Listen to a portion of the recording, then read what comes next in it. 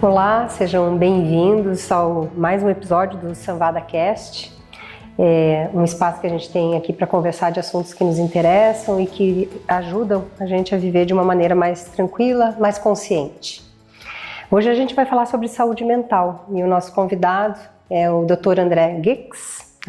Então seja bem-vindo, André, a esse episódio, a essa gravação. E eu começo trazendo aqui um dado que a Organização Mundial da Saúde divulgou em setembro de 2025, recente agora, em que ela traz que 1 bilhão de pessoas sofrem com transtornos mentais. Isso quer dizer, a população mundial hoje está aí um pouco mais de 8 bilhões de pessoas. Isso quer dizer que 1 em cada 8 habitantes deste planeta Terra está sofrendo com transtornos mentais. Então é um tema que a gente precisa entender o que acontece, né? Para a gente ter dados como esse, que nos assustam, que é alarmante, né? E o que a gente pode fazer. Então, te receber aqui com alegria, te agradecer por essa possibilidade do teu tempo, que é um tempo valioso, para conversar com a gente e ampliar um pouquinho mais a compreensão sobre isso. Então fique muito à vontade. Seja bem-vindo. Esses assuntos aí são meu dia a dia, né, profissional, mas também interessam a todos nós como comunidade, como famílias, como amigos, né? Hoje praticamente, se você vai ver esses números, cada família vai ter alguém sofrendo, né, ou já sofreu algum transtorno psicológico, um transtorno psiquiátrico, alguma questão emocional. Então é um assunto que eu acho de amplo interesse e que eu gosto muito de poder contribuir na medida do nosso conhecimento, né? Obrigada por isso. Então muito obrigado pelo convite. Eu lhe conheço, né? A gente se conhece já tem um bom tempo aí e eu admiro muito a maneira como você conduz o seu trabalho no cuidado das pessoas, porque é isso, né? A medicina é isso e a psiquiatria, mais do que eu acho que todas as áreas, está muito dentro do cuidado do ser humano. E você tem uma visão ampliada do ser humano, entendendo que nós somos impactados por questões biológicas, por questões relacionais e pelo nosso mundo interno, né? Então, queria te convidar para contar um pouquinho como que é esse olhar sobre essas diferentes dimensões, não ficar focado só na questão de medicação, né, ou só de terapia, enfim, né? Quando você tem esse olhar mais ampliado, o que você tem para nos dizer sobre isso? Sim. Hoje, na medicina, nós falamos da epidemia de saúde mental, mas você tem epidemia de um monte de doenças, na verdade, né? Você tem epidemia do alcoolismo, você tem epidemia da obesidade, você pode dizer, os números do câncer estão subindo. É só retomando um pouquinho da pergunta anterior, né? Então veja que como a saúde hoje, ela está... antes não se falava tanto disso para as pessoas em geral, e hoje as pessoas têm essa vontade de entender e de se prevenir da melhor maneira possível. Então também é uma questão preventiva, né? Então muito da saúde hoje vem um aspecto preventivo e me perdi um pouquinho aí, né? Só que eu só queria dizer só fazer o gancho ali disso aí. A psiquiatria, ela hoje fala então na medicina integrativa. A psiquiatria, ela já é integrativa desde as suas origens, né? Então a psiquiatria, ela foi a primeira especialidade integrativa da medicina, porque antes mesmo da psiquiatria ter uma base biológica, ela já tinha uma base, né, psicológica, social, né? Já tinha até influências da própria religião, né? As teorias dos transtornos mentais, muito antes de serem biológicas, elas tinham outras naturezas, né, de teoria. Então a psiquiatria, desde depois veio o modelo biopsicossocial, sempre já teve esse olhar mais alargado, esse olhar mais amplo, né? E aí depois, a partir aí dos anos 50, principalmente do século passado, veio os tratamentos biológicos que realmente conseguiram revolucionar muito dos tratamentos. Mas isso não quer dizer que a psiquiatria, nas suas bases, esqueceu as outras dimensões do ser humano, né? Então, E isso é o que eu tento também incorporar no meu trabalho, não ficando restrito, né, puramente à psiquiatria biológica, né, ou à neurociência hoje atual, mas também não ficar preso nas próprias terapias, né, psicológicas, porque as próprias terapias psicológicas fizeram esse tempo um estudo, tem mais de 300 linhas de terapia. Então, às vezes a pessoa diz, a terapia não funcionou para mim. Eu perguntar, mas qual tipo de terapia você tentou? Porque de repente não é essa abordagem para ti, vai ser outra abordagem. Então é nessa análise um pouquinho mais detalhada, aprofundada, escrutinizada mesmo, né, para ver o que aquele paciente necessita para melhorar, né? Seja uma questão biológica, psicológica ou mesmo social. Sim. Você falando aí me trouxe aqui, é óbvio que eu vou muito para esse campo da comunicação, porque a gente como professora, como professor, como educador e trabalhando também com comunicação não violenta, eu vejo muito a habilidade de comunicar aquilo que a gente está sentindo, o que a gente precisa para conseguir buscar os recursos necessários, né? O que eu queria trazer aqui inicialmente, para a gente talvez conversar, é como que um paciente, ou como nós na prevenção, né? Porque você já traz essa provocação aí, não vamos olhar para a doença, né? Vamos olhar para a prevenção, como que a gente cuida de nós sem precisar, e se a gente precisar de tratamento, tá tudo bem também, né? Mas o que a gente faz para sustentar um espaço de cuidado interno e cuidado entre nós, né? Tem a ver com esse lugar de consciência consigo mesmo, né? De eu reconhecer os meus próprios limites, de eu conseguir comunicar que eu estou precisando de ajuda. Como que você vê isso lá no teu consultório? Como que você vê isso com os teus pacientes? Uma dificuldade de reconhecer uma certa inconsciência dos seus próprios limites, alguma coisa nesse sentido. Não sei se fez aí sentido o que eu estou te perguntando. Sim, faz. É uma pergunta muito ampla, né? Que envolve muitos níveis. Mas você você começou falando como a inconsciência, né? Inconsciência, de repente, que a pessoa tem das suas necessidades, a inconsciência que ela tem do que está lhe incomodando, a inconsciência do que ela necessita resolver na sua vida também, né? A inconsciência ou a não disponibilidade, de repente, naquele momento de priorizar isso ou de atender essa necessidade, né? Então, o ser humano, desde ali, já deve ter visto, né, aquela Maslow, né, fez aquela hierarquia das necessidades humanas, né? Então, ali tem toda uma etapa ali que é as necessidades sociais. E aí se coloca, né, de você ter um ambiente familiar que esteja, né, tranquilo, um ambiente familiar que, né, não fique sempre em conflito, e aí entra a comunicação, né? A comunicação, basta você ver a importância da comunicação. Eu sempre dou o exemplo do bullying. Por que o bullying afeta tanto uma criança, né? O bullying é uma palavra, é uma ofensa, mas é só uma coisa verbal. Você não foi ferido, teu corpo não foi machucado. Por que machuca tanto o bullying?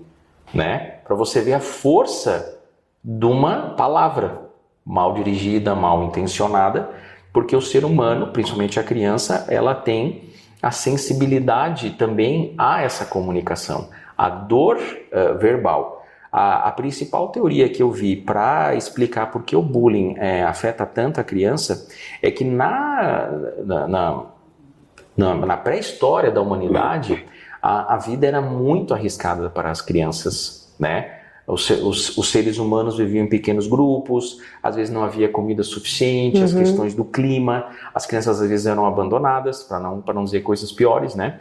E então já está no cérebro, já está programado esse medo da rejeição social. Já está programado assim, qualquer estímulo desse desperta essa área do medo profundo de ser abandonado, de ser deixado para trás do grupo. Um cérebro reptiliano. É um cérebro, aí já é um mamífero, né? O cérebro mamífero, ele é o cérebro social, né? Então hoje a teoria do cérebro é que o cérebro ele é feito em camadas. Então você começa, né, até antes do reptiliano, depois o reptiliano, depois o mamífero que desenvolveu grupos sociais, Mamífero que anda o réptil não tem manada, né? Réptil não anda em grupo, né? Os mamíferos criaram a estrutura social. E depois veio o córtex pré-frontal humano, que daí é o nosso upgrade aí, né? Tá? Só que nós podemos sofrer todas as camadas de problema desses cérebros que vieram antes, né? Então a gente pode ter problemas no cérebro reptiliano, a gente pode ter esse problema no cérebro mamífero e a gente pode ter no cérebro humano mesmo, né? Então são camadas do cérebro. E o bullying, então, não sei se eu consegui explicar, ele é como se fosse um medo primitivo, né? Então as crianças têm uma resposta de estresse amplificada. Outra coisa que é importante falar das crianças é quando uma criança sofre maltrato, isso pode ser um maltrato verbal, pode ser um maltrato físico, pode ser o abandono, pode ser um trauma de uma perda. Por exemplo, a gente sabe que crianças que tiveram perda de um dos pais até 10 anos de idade têm muito mais risco na vida adulta de ter depressão. Por que acontece isso, né? Os receptores mesmo de estresse no cérebro, eles ficam hipersensibilizados. Então, as crianças, elas têm uma sensibilidade aumentada ao estresse. E isso fica registrado quimicamente, né? Epigeneticamente, fica lá. E essa criança vai ter essa vulnerabilidade. Por isso, todos aqueles estudos, né? Do que essa criança passou de adversidade nos primeiros anos de vida e a importância desses cuidados nos primeiros anos de vida. Então, se a gente cresce num ambiente favorável, onde a gente é bem tratado, né? Onde tem o acolhimento, tem a compreensão, tem o diálogo, a gente poderia dizer que esses receptores do estresse, eles ficam atenuados. Exatamente. Então aí vem o quanto o ambiente em que a gente vive vai trazer consequências favoráveis ou desfavoráveis para a saúde de uma forma geral. Isso, exatamente. Então, os primeiros anos de vida, mas é óbvio que isso também se estende aos adultos. Aos adultos, nós vamos ter essa sensibilidade ao estresse.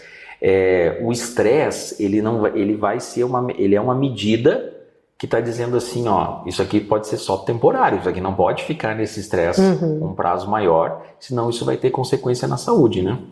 Sim. Tá? E outra coisa que tu falou da comunicação, que é uma coisa importante que eu gosto sempre como terapeuta também explicar, né? A comunicação também intrapessoal. Como que eu me comunico comigo mesmo, né? Isso vai todo o trabalho com as emoções mesmo que a pessoa tem, como que ela maneja as suas emoções, como é que ela tenta resolver isso, mas também verbalmente, né? Como é que a pessoa, porque todo mundo tem um diálogo interno, né? A nossa mente está sempre, a gente está sempre conversando com a gente, né? E que palavras que a gente está dizendo para a gente mesmo, né? Você está sendo compassivo com você está se tratando bem internamente. Então acho que a comunicação ela já começa na nossa né? Na nossa psique mesmo, como que a gente está conversando com a gente mesmo. Por exemplo, quando você está numa depressão, você começa a ter um ataque de pensamentos negativos, né? Então veja que a própria forma verbal dos pensamentos vai mudando, né? Sim. É interessante isso, né? Interessante, e a gente aprende. Esse diálogo interno, ele é aprendido, a gente não nasce com ele. Eu imagino, né? A gente aprende a ter essas conversas internas, esses diálogos depreciativos. A gente vai copiando o que o meio foi nos espelhando, né? Isso.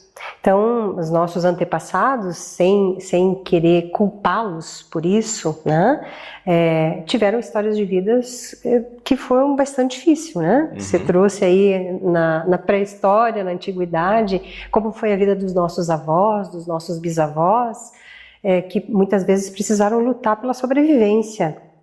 E a gente vive as consequências disso. Isso. Então a nossa responsabilidade hoje... Exatamente, desculpa interromper, mas um bom exemplo disso é a gente tentar entender essas razões históricas, né? Por exemplo, a obesidade. Eu gosto muito de fazer o paralelo com a obesidade, porque toda, né, a pré-história, vamos dizer, Homo sapiens 300 mil anos, né? Agricultura 10 mil anos. Então você não tinha comida suficiente por quase 300 mil anos, 290 mil anos. Então hoje, quando a gente tem aí uma oferta de alimentação maior, mas o corpo ainda é um corpo primitivo. O corpo não está atualizado nesses 10 mil anos, ele é 300 mil anos. Então o corpo, ele diz, vou estocar essa comida. Então a tendência para sobrepeso e para obesidade, tu vê que é uma razão biológica histórica. Uma memória que tem. Uma memória, porque o cérebro ele diz assim, ó, faltou comida lá no passado. Hoje tem, vamos armazenar. Eu não sei como é que vai ser aqui na frente. Isso é inconsciente, óbvio, não, né? Tudo fisiológico, mas na linguagem da fisiologia, né? Teus hormônios trabalham para isso, teus neurotransmissores. E da mesma forma a gente tem as respostas excessivas ao estresse. Entendeu? Então você também tem aí essa resposta já gravada no cérebro de uma depressão, de um desgaste, de uma ansiedade, né? A ansiedade ela é uma resposta primitiva que num primeiro momento é uma preocupação ali para você, né, de forma imediata, você ficar atento ou dar conta de alguma necessidade, você resolver um problema, mas não ficar ativado de forma crônica, Sim. né? Sim. Por exemplo, né, uma mãe que tem ansiedade e ela tem ali um bebezinho pequenininho, ela vai cuidar mais. Então o gene da ansiedade ele foi preservado na espécie, porque é um cuidado. A mãe que era descuidada, que não tinha nada de ansiedade. Imagina uma mãe sem nada de ansiedade. Ela não ia cuidar da prole, né? Então veja que a gente tem esses genes guardados, só que eles saem do ponto de equilíbrio, né? E aí que nascem os transtornos, né? Sim. É de uma complexidade muito grande, né? A gente são coisas recentes isso, eu imagino, para a medicina, né? Para a psiquiatria. Sim. Trazer essa, ou talvez não, né? Trazer todo esse histórico do ser humano e as mudanças culturais, as mudanças sociais e ver as consequências na saúde psicológica, na saúde física, enfim, né? Na saúde social aí. E eu já fico aqui pensando, né, o que nós vamos ter de consequências desse mundo globalizado, conectado das redes sociais, do que a gente vive hoje, do uso da inteligência artificial, o que vai se mostrar daqui 10 anos, daqui 15 anos, daqui 20 anos, né? O que nós vamos precisar lidar. São novos desafios aí, né? Porque a gente não tem ainda, a gente vai ver essas crianças de hoje, adolescentes, a gente vai ver como é que vai ficar o cérebro depois, né? A gente não sabe hoje exatamente as consequências, né? Hoje se usa muito menos a mão para escrever, né? A gente sabe que quando você aprende a escrever usando a mão, você vai ter outro tipo de desenvolvimento neurológico. Outras circuitarias neuronais, outras né? circuitarias, então, né? Tudo isso está sendo muito estudado, né? Mas o avanço é muito rápido também da tecnologia, então é um desafio, né? Sim. Eu vou aproveitar para puxar aqui então para um tema, quando a gente fala aí dessa integralidade do ser humano, biopsicossocial, eu acho que hoje não tem mais se usa ainda esse modelo biopsicossocial. Sim. Porque o nosso curso aqui de medicina, quando nós passamos lá pela capacitação em 2003, 2004, e o MEC hoje traz muito isso, né? Olhar para o ser humano, não olhar para a doença. Sim. A gente olha para o ser humano, para a pessoa que está aí, né? Porque é uma dimensão muito maior. Doenças só existem em livros, porque ela se manifesta de uma maneira muito diferente de cada pessoa. Né? A doença você só vai encontrar no livro. Você não vai encontrar a mesma doença igual em duas pessoas. É diferente, né?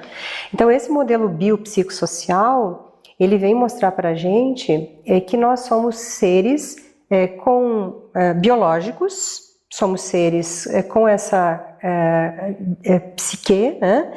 E sociais, nós somos seres sociais. Né?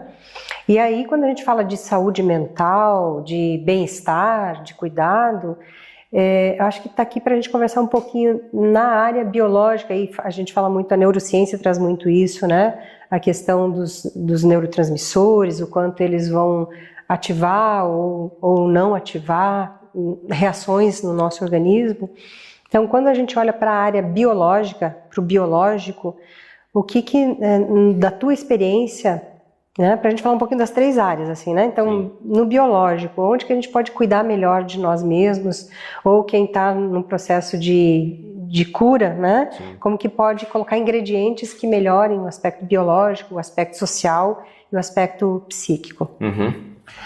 Começando pelo biológico, né? Você começa aí já desde o sono, né? Nutrição, e a atividade física. Isso seria quase que um pilar, né, biológico, né, porque se você pega, por exemplo, diabetes, eu sempre trago esse dado, o diabetes ele aumenta quase 3 vezes o risco de depressão, né? Então tu veja também, mas o que tem a ver o diabetes com a depressão, né? É todo o metabolismo que fica, né, inflamado, que fica tendo uma resposta de resistência à insulina que também acontece no cérebro. Claro. Né? Então você não consegue separar o cérebro de tudo o resto. Cada coisa que acontece na minha vida está impactando o meu cérebro. E por causa da plasticidade, ele está mudando, né? Por isso que fazer um podcast assim, de repente uma pessoa escuta, o cérebro dela depois vai ficar um pouquinho diferente, né? E a gente espera que para melhor, né? Entendeu? Então, cada coisa que você faz está influenciando o teu cérebro. Horário de dormir, horário de acordar. Por exemplo, pessoas que acordam mais tarde das 9 horas têm mais risco de depressão. Mais exposição à luz artificial à noite envolve um monte de doenças. A gente estava falando de tecnologia. Isso também, hoje as pessoas ficam na luz, que é uma coisa antinatural, expostas por mais tempo, né? Sim. Isso também as pesquisas vão mostrando. Então você pode começar, se você vai pensar em prevenção, ou mesmo, não, eu já me recuperei do meu quadro psicológico, do meu quadro psiquiátrico, mas eu nunca mais quero ter isso de novo, né? Então, esses autocuidados da parte biológica. Então, o que tem que ser na medicina hoje, né? Hoje, como eu falei antes, a prevenção. As pessoas têm que se prevenir. Que exame que eu preciso fazer? Tem que fazer um check-up? Fazer um check-up, né? Às vezes a pessoa tem, eu prefiro não ficar sabendo o que eu tenho, né? Essa é a ideia, né? A psiquiatria ainda é o sonho do dia que a gente vai ter exame. Eu digo sempre, a psiquiatria ainda é artesanal, é na conversa, é no exame psíquico, né? Que é uma coisa, né? Não é nada material. Né? Embora agora saiu o exame para Alzheimer, né? O exame de sangue para Alzheimer que vai revolucionar, né? Tá? Quanto a gente vai evitar fazer o exame para Alzheimer para não saber também, né, se vai ter Alzheimer, né? Sim. Então veja que também a tecnologia também vai dando medo, né? Você vai ficando assustado, meu Deus, daqui a pouco eu vou, né? O que eu vou fazer com isso? Eu vou saber que eu tenho tanto risco de câncer, provavelmente daqui a um tempo a gente vai ter tudo isso já bem mapeado, equacionado com genes, né? Daqui a talvez uns 10, 15 anos, né? Então veja o avanço, né? Então o bio, começando o bio é isso, né? Esses hábitos saudáveis.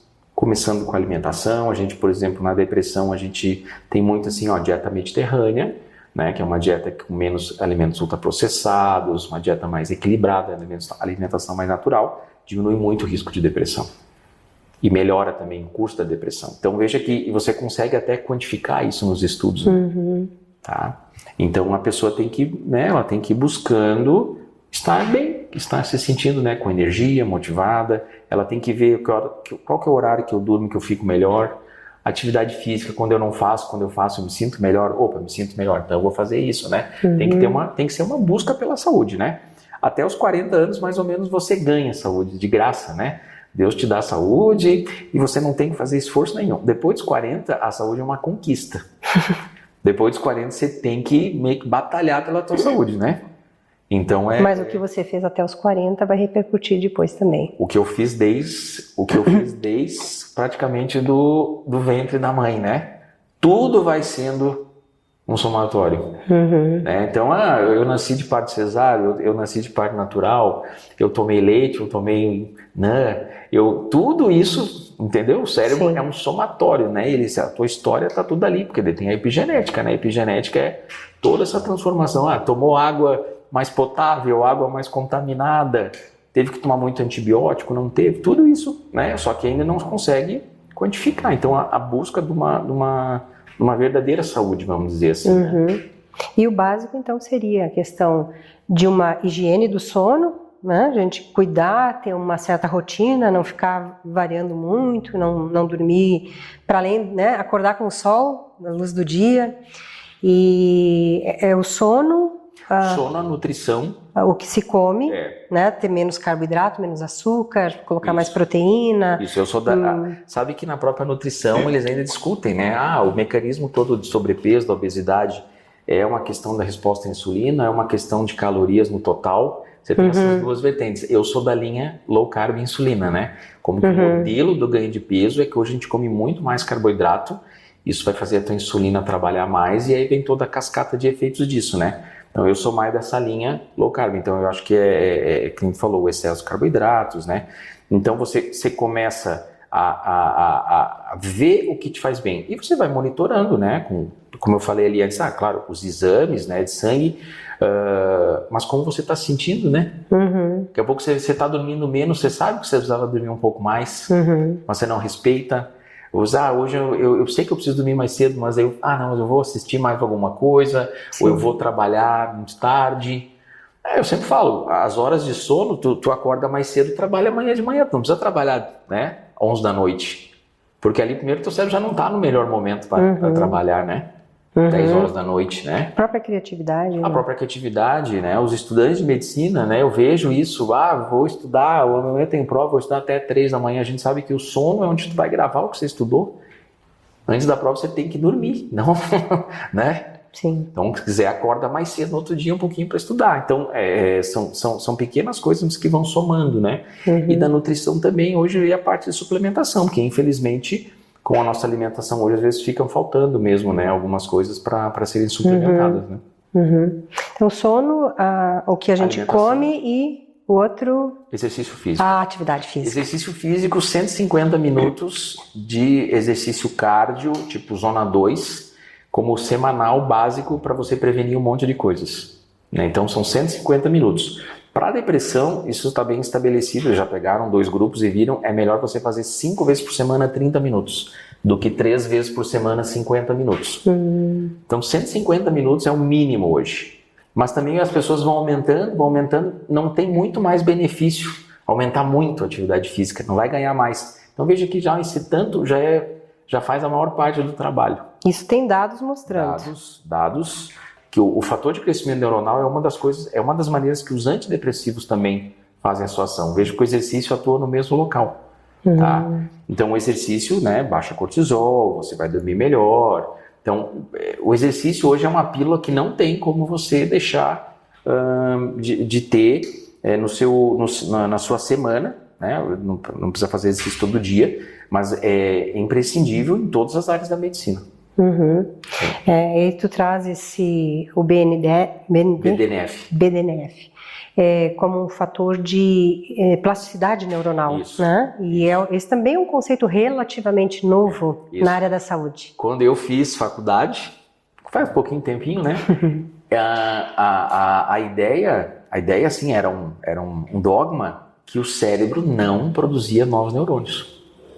O cérebro não produz novos neurônios. E não é real. E depois viram que o cérebro produz e que ele ainda fica, né, transformando até a idade avançada. O que é uma ótima notícia. Que é uma ótima notícia, porque antes era meio triste, né, aquela notícia, né? Então, o que você vai fazer hoje, então, por exemplo, as áreas cerebrais vão estar respondendo melhor se você faz exercício. Eu tô com 70 anos, se eu tô aprendendo uma coisa nova, se eu tô, né, me desenvolvendo, se eu tenho interesse em fazer as coisas, meu propósito, tudo isso faz o teu cérebro responder, né, com crescimento, né, neuronal, crescimento de axônio. Então veja que é uma coisa dinâmica, não é uma coisa parada. Agora, se eu também vou parando, o meu cérebro vai parando e depois eu tenho as consequências disso, né? Sim. Então, o exercício, mais ou menos, você ganha 10 anos de longevidade para o cérebro. Então, eu dou um exemplo. Tudo bem, eu tenho uma tendência muito forte para ter Alzheimer. Eu vou ter Alzheimer com 80 anos. Se eu faço exercício, talvez eu vá começar a ter Alzheimer com 90. Então, eu ganho uma janela de 10 anos. Sim. É muito interessante. Eu conversava ontem com um colega seu, né, um colega médico, eu fui fazer exames preventivos e nós falávamos exatamente disso. Eu estive recentemente com um aniversário de uma amiga da minha sogra. Ela fez 90 anos e a irmã dela veio de Brasília para o aniversário dela, uma senhora de 93 anos, que foi professora universitária, dava aula de francês na universidade e faz tudo sozinha, tudo a pé em Brasília, né? Vai para a igreja, vai para a padaria, vai para o supermercado. Ela leu 43 livros no ano passado, ela tem um clube do livro. A lucidez e a vitalidade dessa mulher é inspirador. E a gente falava disso ontem na consulta, o quanto a gente precisa, a gente vem muitas vezes, pelo menos a minha geração, a sua é um pouco depois, de que não vejo a hora de me aposentar. Né? A gente veio meio que isso culturalmente sendo ensinado, né? Sim. Vai lá para contribuição, paga a sua contribuição e vem a aposentadoria, só que isso é um grande engano. A gente se manter ativo está mostrando, né, isso é concreto, a gente conhece pessoas que se mantêm muito ativas lá nos seus 80, 90, 100 anos e o quanto isso nos faz ser... Um cérebro saudável, né? Realmente saudável. Então é possível. O que eu preciso fazer para chegar nisso, né? E aí eu vou atrás disso, né? E é um trabalho do dia a dia, né? É um trabalho do dia a dia. Insistir com isso. Provavelmente ela não começou a ler 43 livros aos 93 anos, né? Não. Então ela já vem com esses hábitos há muito tempo. Sim. Né? Talvez ela nem lesse tantos livros, né? Agora que sobrou um pouco mais de tempo, tem mais tempo a ler. Acabou uma atividade, né? Mas ela achou um propósito. Para estar com as pessoas, aí vem as relações. Uma coisa vai puxando a outra. Isso. Então vem o aspecto biológico, o aspecto social dos nossos relacionamentos mais afetivos, os mais íntimos, mas também ampliado na sociedade, né? Na comunidade. O pessoal que estuda longevidade hoje, né, é complicado, porque hoje a gente diz 60 anos, 90 anos, as pessoas elas vão estar com idades biológicas muito diferentes, né? Embora no papel, no documento de identidade seja há 60 anos, você pode ter pessoas com estágios de saúde completamente diferentes 60 anos, né? E o que fez? Claro, às vezes também tem aí fatores que não dependem só dos cuidados, né? Um pouco, às vezes falam assim, a sorte, né? Por exemplo, você tem a genética, você tem até fatores do acaso mesmo. Por que uma pessoa pega uma doença, pega um câncer, dá alguma coisa? Nem tudo a gente consegue também. Mas quem está estudando longevidade hoje, acho que se você conseguir atravessar agora, né, a nossa geração, assim, conseguir atravessar os próximos 10, 15 anos, vai entrar numa área da medicina que, com muito mais estudo em longevidade, onde a gente vai conseguir uma longevidade cada vez mais saudável, controlando mais as doenças, prevenindo mais, né? Então, assim, eu acho que o futuro, assim, está muito brilhante, assim, o futuro pode ser muito bom, só que, claro, as pessoas participando, né? Porque não é só um remédio que vai resolver tudo, né? Sim. E aí vem uma questão cultural, né? O quanto a gente também dá valor e os nossos gestores valorizam a questão de uma boa educação básica lá, né? No ensino fundamental, o quanto a gente investe em saúde, em prevenção, porque os resultados disso são muito bons. Sim. E os investimentos são muito menores, você, né, colocar lá em educação e saúde do que você tratar as pessoas adoecidas. Um exemplo bem básico, maior nível educacional, menor risco de Alzheimer. Por quê? Porque você fez o teu cérebro trabalhar, então você tem uma reserva cognitiva, né? Entendeu? Esse é um exemplo, né, também do efeito, esse acumulado, do que você vai fazendo ao longo da vida, vai ajudando a ver como é que vai ser teu destino ali de saúde na frente, né? Sim. E os nossos gestores precisam se dar conta disso, assim, né? Investir mais em educação e saúde, não pensar a curto prazo. Sim. Quando fazem, né? Estou falando aqui a nível dos municípios, a nível do estado e a nível federal, né? Olhar de uma maneira mais esperançosa para a vida. Sim, sim. Sair um pouquinho daquilo de me aposentar e daí, né? Isso. Tipo, como se fosse, né? Tem que pensar de uma forma mais ampliada, né? Sim.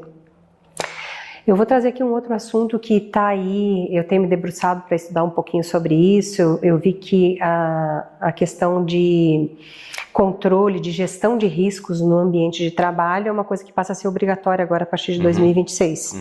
2025 foi dado um prazo, agora 2026 as empresas, pelo menos CLT, ainda não chegou para os servidores públicos, mas vai chegar, né? porque está se observando exatamente isso. Os afastamentos no ambiente de trabalho, os atestados, está gerando um custo e está tomando uma dimensão que é insustentável. Né? E a maneira que se encontra vamos trabalhar essa consciência a nível de empresas, para que elas promovam ambientes mais saudáveis, para que elas façam um mapeamento de como é que está a saúde dos seus colaboradores. Né? E a gente entra muito aí na questão do estresse crônico, né? Do burnout.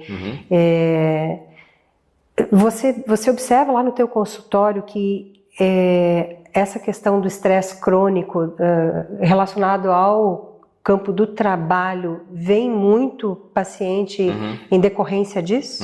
Sim.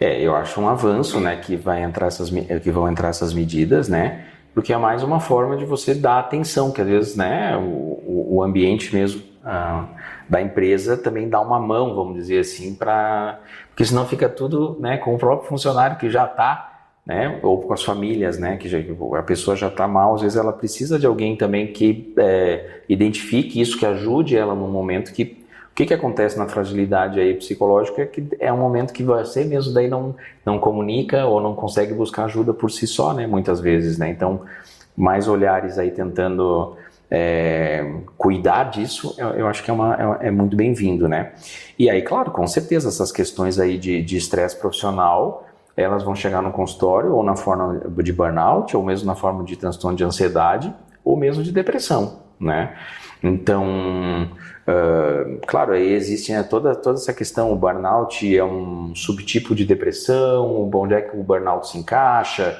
dentro assim da classificação mesmo das doenças, né? Mas é um fenômeno que acontece que não tem como se negar, né? Então aí a medicina tem que tentar achar alguma coisa. E aí o burnout, ele vai ter algumas características específicas, que não é apenas só o humor, mas também está ligado como é a vinculação com o trabalho, né? O sentido que se dá. O sentido do trabalho, a perda de autonomia, né? Ver que os esforços que faz no trabalho também não são reconhecidos. Não são reconhecidos ou não há avanços, né? Então, tem uma dinâmica aí também psicológica do burnout, né? Não é só tô cansado do trabalho, né? Tem todo né? E aí a desmotivação por consequência, né? O burnout é aquele cansaço que vai além, né? Que ele não passa. Tem um feriadão ali para tu descansar e quase tu não se recupera para voltar na terça-feira para trabalhar, por exemplo, né? A depressão nem se fala. Depressão, você pode tirar 2 meses de férias, tu continua depressivo, né? Entendeu? Então a depressão, a gente pode ver também essa coisa mais contínua, né? A gente pode pensar até um burnout contínuo, né? Como se o burnout fosse quase uma pré-depressão que em algum momento poderia entrar mesmo numa depressão. Mas às vezes, talvez por uma questão genética, como é que o cérebro funciona, a pessoa fica só no burnout e não deprime. Então ela tá mal, mas ela não tá depressiva, né? Quase como se uma pré-depressão. Mas eu acho muito bom essas medidas, né? Agora, o burnout ele tem que ser visto, porque também, às vezes, né,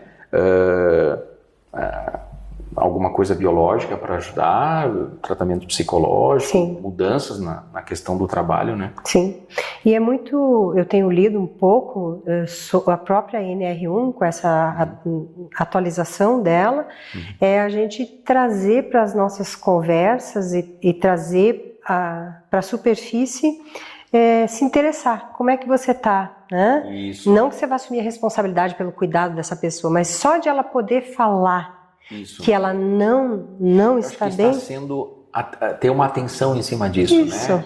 Como é que estão os funcionários, como é que está a equipe, né? A gente sabe que tem empresas que são muito complicadas nisso, né? A gente sabe. Sim. Sempre dou exemplo do banco, né? Banco, eles vão botando caixa eletrônico e os funcionários ali têm que dar conta, e cada vez tu vai vendo menos funcionário na agência, mas os que estão, né, e meta e... Sim. Entendeu? Então, né? Os bancos não vão me processar falando isso, Não. né?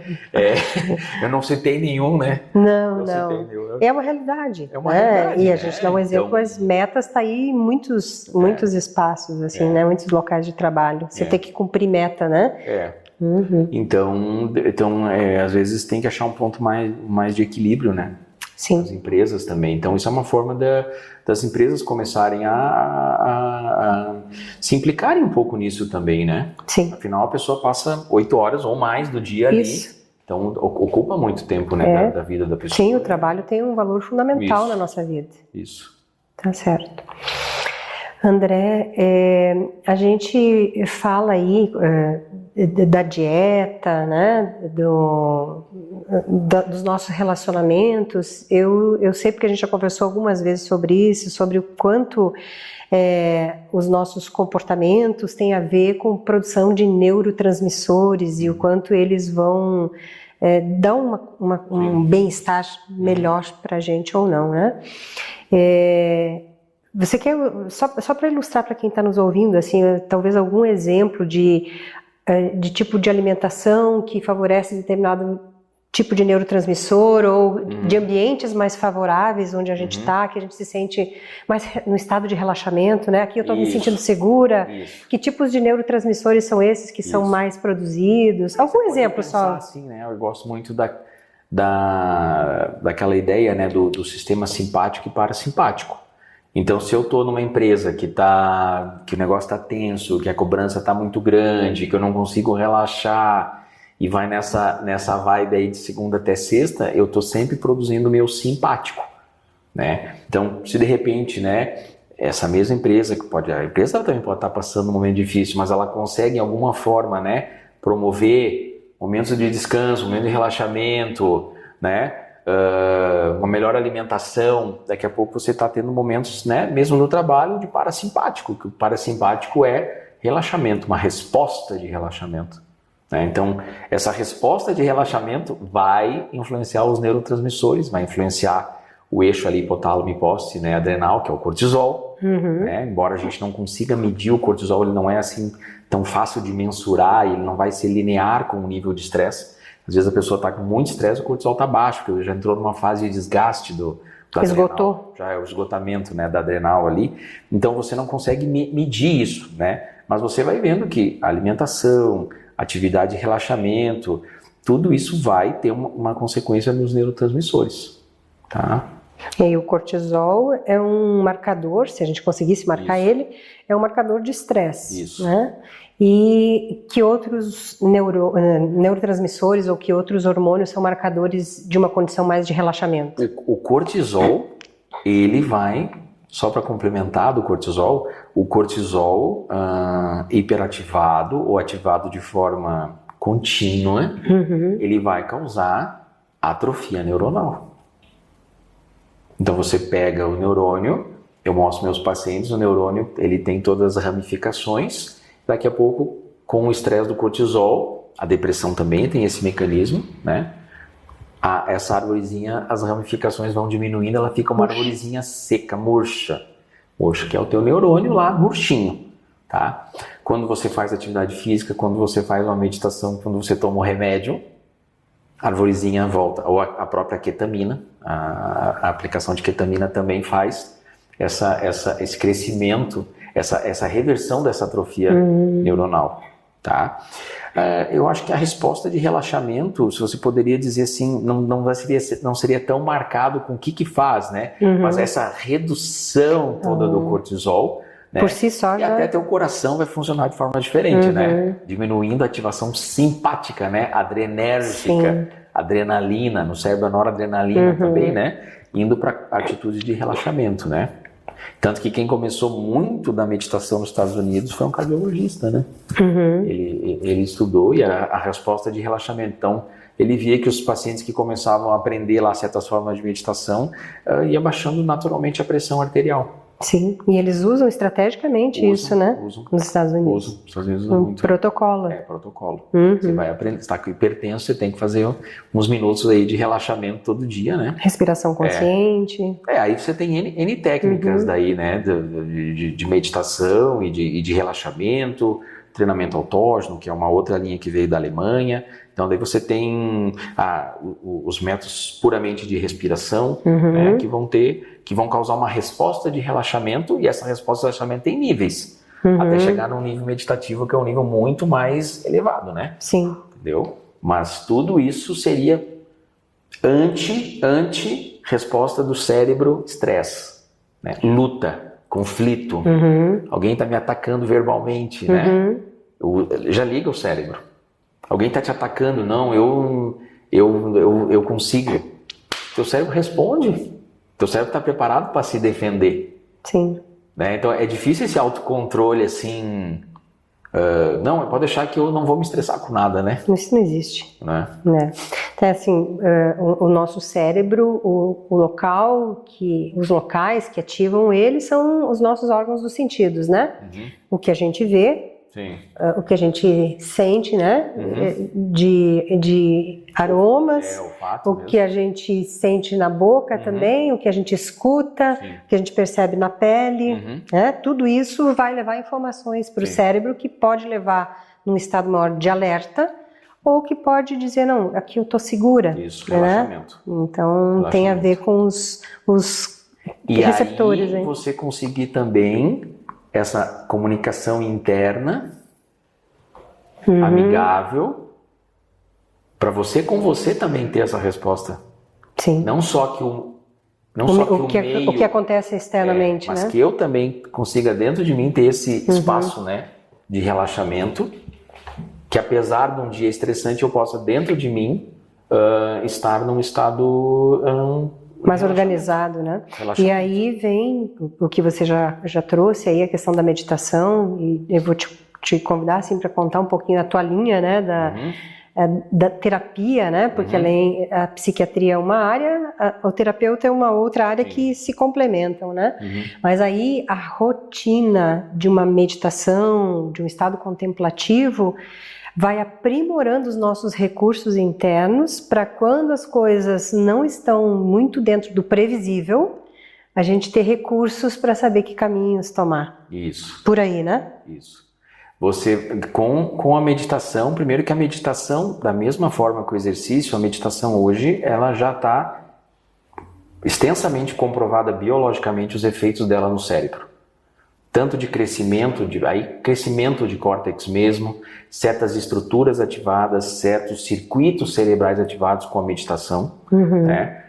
Está provado também a meditação no sentido de que realmente quem aprende a meditar vai ter muito menos episódios de recorrência de depressão, de ansiedade mais ainda, mas tu vê na depressão chega a 50%, né? O benefício. Por exemplo, eu faço um treinamento de mindfulness básico, né? 8, 12 semanas, esse grupo, no tempo que eles avaliam, às vezes estudos de 5 anos, 50% menos recaída, né? Os estudos também mostram, se você faz uma boa psicoterapia também, isso também conserva lá na frente para você não ter recaída, tá? Mas a meditação daí ela entra também nesse aspecto de prática, né? De você estar sempre reconectando, de você estar sempre saindo do estresse, de você estar aprendendo a manejar. E aí o teu cérebro começa a funcionar de uma forma diferente, onde você fica menos reativo. Então o teu cérebro, né, ele vai lidar melhor com uma frustração, vai lidar melhor com uma expectativa ali que não acontece, ele fica menos reativo, é a palavra. Então você desenvolve uma capacidade de observação e não tanto de uma reação imediata, né? E aí você está mais no domínio do teu cérebro como um todo, né? Sim. Acho que isso aqui é material para a gente fazer umas 2, 3. Se a gente for entrar em meditação, que é o assunto que eu prefiro, sim, né? De tudo, inclusive é o assunto que eu mais estudo, né? Quem sabe um dia você me convida para a gente falar um pouquinho especificamente de meditação. Sim. Né? O que você usa atualmente, assim, onde que você vê os benefícios e se você tem feito isso com os pacientes também? Ou tem feito mais só para você? O problema da meditação... Não, eu faço já há muito tempo, né? Já faço meditação, dá para dizer, há décadas, né? E é uma prática. Hoje de manhã eu fiz, né? Eu faço quase todo dia, eu faço na verdade várias vezes por dia, né? Tá? É que nem aquela pessoa que faz exercício, ela diz, eu preciso hoje correr um pouquinho, eu preciso andar de bicicleta, porque ela nota o benefício, né? Então a meditação depois ela não é uma coisa esforçada, você faz, você tem o benefício, você gosta. A meditação, ela é uma coisa prazerosa no final da história, né? E só que no início, claro, você está aprendendo. Então eu falo para os pacientes, olha, tem o caminho da meditação, mas não pode ser porque eu estou prescrevendo. Porque depois você vai fazer a meditação emburrado, você vai fazer a meditação sentindo obrigado. Pô, o doutor André pediu para eu fazer a meditação, que saco. Não é a atitude correta nem para você começar a meditação. Né? Eu acho que a meditação ela entra melhor no tratamento com o paciente que já está um pouquinho menos depressivo. Se o paciente está muito depressivo, ele não vai nem vai ter dificuldade de fazer ali, né, na hora, porque a própria cognição, quando o paciente está muito mal da depressão, ela está muito abalada, né? Então o processo de atenção, o processo de colocar a atenção ali de uma forma específica, que é o que a meditação no início promove, é um desafio muito grande para o paciente, tá? Mas você tem aí todos os estudos, aí tem os estudos, você pode ir para uma meditação que está mais estudada, ou você pode ir para outras meditações que não estão estudadas, mas que são todos mesmos, mais ou menos o mesmo método, né? Você tem meditação no budismo, você tem meditação, né, no hinduísmo, você tem meditação em todas essas linhas, e você pode ver, aí a pessoa também tem que ver o perfil, e ela tem que ir se achando também, né, no caminho, aí o que ela vai sentindo que tem mais a ver. Eu falo mindfulness, que é hoje o mais em voga, que tem aplicativo, que tem YouTube. Eu falo, ele é o inicinho, né? A portinha de entrada, ele é uns 5%, eu acho, da meditação. E um problema do mindfulness também, que eu vejo, é que o mindfulness, ele tirou muito, né? Todo o arcabouço, assim, de sabedoria, de ética das religiões, vamos dizer assim, e isolou a técnica, né? Que o americano, ele é muito pragmático, isso aqui ajuda as pessoas, vamos pegar só a técnica. Vamos pegar a técnica e vamos aplicar nas pessoas, e realmente ajuda. Só que daí fica um pouquinho, tirado do contexto todo, né? De uma prática mais profunda, né? Sim. Mas eu acho extremamente útil. Sim, e aí quando você traz isso quando eu uso só a técnica, né, da atenção plena, né, o mindfulness, é que existe um ganho muito maior quando eu consigo entender que o meu bem-estar, o bem-estar do outro vai me trazer bem-estar também, que aí você traz essa questão ética, essa questão filosófica, não de religião, mas de espiritualidade, né? Entendermos que para eu viver bem, eu preciso estar num contexto onde as pessoas estejam tranquilas, né? Numa cidade ou num bairro onde tem a segurança, né? Onde todas as pessoas tenham acesso ao que elas precisam para, né? As suas necessidades básicas atendidas. Né? E aí é que muitas vezes a gente acaba ficando só na técnica e deixa de viver essa... Me parece que é isso, né? Porque se você vai ver a meditação, daí começa também eu sempre falo, isso é psicologia profunda, né? Daí já é o estudo de psicologias profundas, né? A psicologia ocidental, ela acaba sendo uma psicologia mais superficial, né? Se você comparar com as tradições antigas, não tem o que se discutir, é uma ciência muito ainda jovem, né? E você tem estudos milenares aí, muito mais profundos, quando você vai estudar e ler e tentar entender, né? E aí você pega todo esse estudo e toda essa filosofia, de toda essa psicologia profunda, você extrai a técnica, mas a pessoa ela não entende, né, as dimensões. O que é o ego, o que é a personalidade, o que eu estou tentando fazer quando eu estou fazendo a meditação, né? Eu saio desse ego, existe uma forma superior de funcionamento, ou eu estou fazendo a meditação só para me acalmar, né? Que seria um nível muito baixo, né? Básico, de aspiração, né? Podemos dizer assim, que a meditação poderia ter um nível aspiracional muito mais profundo, né? Entendeu? Então aí, esse dia eu estava falando com uma paciente que estava estudando budismo, ela não mora aqui em Lages, mora em outra cidade, estava e treinando, mas ela não tinha alguns conceitos básicos do budismo. Quando se olha para essa dimensão maior da meditação, tem a ver com as nossas relações sociais. Né? Então, a meditação, ela contribui para a gente viver melhor com os outros, que é esse ego, né? Que você fala, eu saio do meu egocentrismo, né? Eu passo a olhar que nós somos um sistema, digamos assim.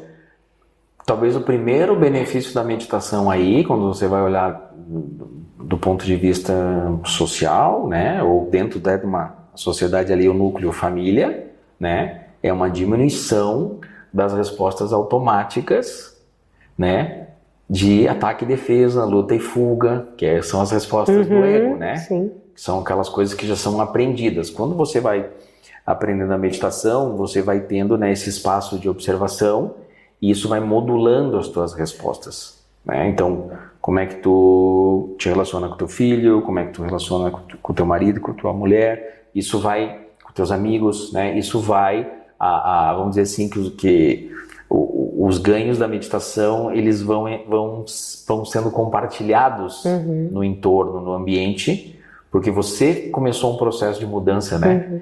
E isso vai, vamos dizer assim, amplificando nas tuas relações, né? Sim. Alguma sugestão, assim, para quem tem interesse de começar uma meditação, né, um ponto de partida, enfim? Eu acho que é começar você tem aí o mindfulness, né, que eu falo sempre que é uma portinha de entrada, né? Uma boa porta de entrada, né? Você tem livros sobre mindfulness, você tem livros disso aplicado na depressão. A pessoa entender que ela pode... existem técnicas, que essas técnicas, alguém lá viu que aquilo muda alguma coisa e que talvez dê um resultado, quem sabe eu vá tentar isso, e aí a pessoa ela vai fazer esse caminho de descoberta, né? Sim. Mas não pode ser esse caminho da meditação, é a pessoa que vai ter que fazer, né? Sim. Esse é o problema da psicologia e da psiquiatria, né? Que eu não sou um cirurgião. Se eu fosse um cirurgião e eu fizesse, né? A pessoa vai ter que achar a saída, né, da sua situação, né? Sim. Então esse é o desafio que a gente tem que encarar, né? E apoiar para que a pessoa encontre o caminho dela. Exatamente. Que faz sentido para ela. Isso. Né? A gente vai precisar estar se encaminhando aí para fechar o nosso podcast, mas poderíamos continuar aqui bastante tempo ainda, né? E eu acho assim, pode ser que a gente tenha pessoas nos ouvindo que estão passando por um momento de fragilidade, né? E se questionando assim, por onde eu começo? Quem eu procuro? Né? Então, a gente aqui, né? Vou dar aqui a sugestão, às vezes buscar uma escuta, começar com uma escuta, e aí a gente tem o Centro de Valorização da Vida, o CVV, que é só discar 188, é uma ligação gratuita, né? Você está precisando de uma escuta, você vai encontrar alguém para te oferecer uma escuta qualificada. Às vezes pode demorar um pouquinho para ser atendido, mas você vai ser atendido. Buscar a própria unidade básica de saúde, onde tem profissionais que podem estar te oferecendo um apoio inicial. Buscar um profissional particular, né? Então, tem recursos, né? Os CRAS, os Centros de Atenção, que estão em alguns locais, em territórios que atendem mais de um bairro, também tem profissionais, tem psicólogos, tem assistentes sociais, que podem ouvir, podem buscar acesso a alguns recursos, né? Então, só deixando aqui um pouquinho de caminhos a serem tomados. Se a pessoa nota que ela está, né, tendo um sofrimento que já faz algumas semanas, ou ela está vendo que ela está em algum risco, muito pensamento negativo, pensando em se machucar de alguma forma, isso são quase emergências, né? Então tem que procurar, às vezes a pessoa, né, vai deixando um pouquinho a mais. Esse caminho, às vezes, pode ser começando consultando um psicólogo, uma psicóloga, ou às vezes já indo direto no psiquiatra, né? São profissionais aí que estão treinados, que saberiam, né, encaminhar e ver ali o que a pessoa está precisando para, né, começar a se tratar, né? Isso hoje tem que ser visto como tu falou ali no início, né, a quantidade de pessoas, então isso não tem que ser visto como uma falha pessoal, ou como um erro, ou também que, né, quem que está causando esse erro, né, a gente está dentro de um sistema, pode ter N causas, né, então... E geralmente tem, né, N causas. Né, não é um culpado, vamos tentar entender o que está acontecendo e ver o que pode ser feito para melhorar. Isso tem que partir daí dessa busca, né, dessa atenção que a pessoa tem, quando reconhecer também quando não está bem, né, e pedir ajuda se achar necessário, né? Sim. A psiquiatria ainda passa assim por um tabu, né? As pessoas acham que procurar um médico psiquiatra é assim casos extremos. E não é bem isso, né, André? Eu acho que um pouco desse estigma é a questão da medicação, né? Se tu começar um tratamento psiquiátrico, vai ter que tomar remédio para sempre, o que remédio vicia. Realmente tem remédios que você pode, que a gente usa que pode causar dependência, mas é a minoria dos remédios que a gente usa, né?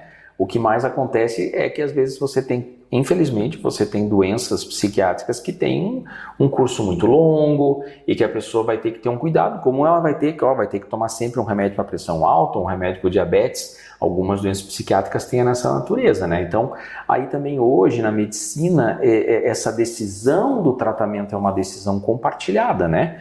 Então você vai também, o profissional vai te dizer, você quer fazer um tratamento assim, que é assado, isso aqui, né? Isso hoje a gente está numa fase da medicina que as decisões são compartilhadas, né? Então o paciente também escolher a modalidade de tratamento e o profissional explicar os riscos, os benefícios, mas geralmente hoje, né, a psiquiatria também, como toda a medicina, a gente tem tido cada vez mais assim avanços e sucessos e alternativas nos tratamentos. Então eu acho que é isso, quando vai conversar com um profissional e ver se o que aquele caso está necessitando, né? Sim, sim.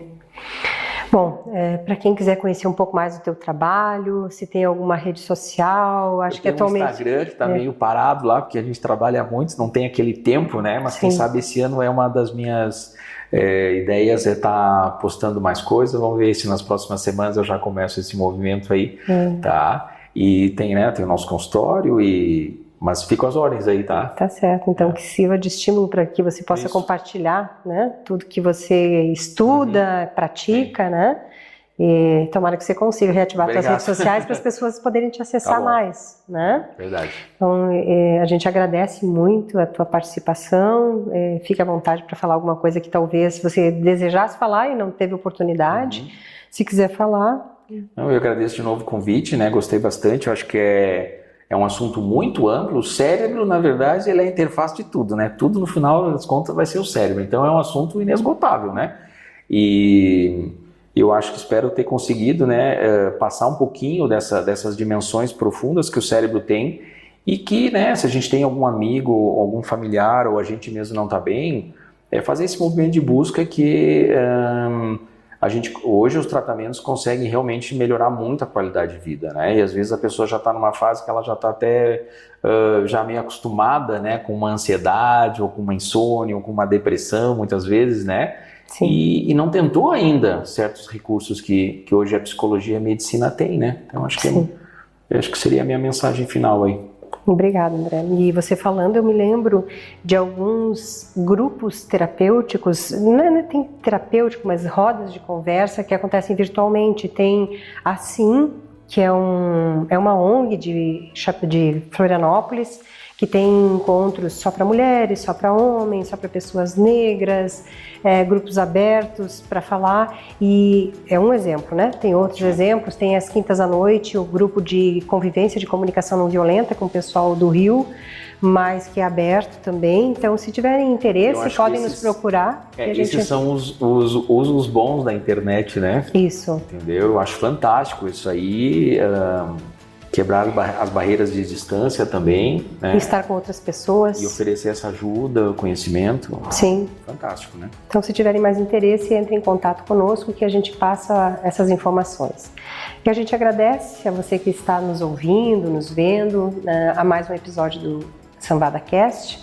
E foi um prazer conversar e entender um pouquinho mais. Obrigada e até o próximo episódio.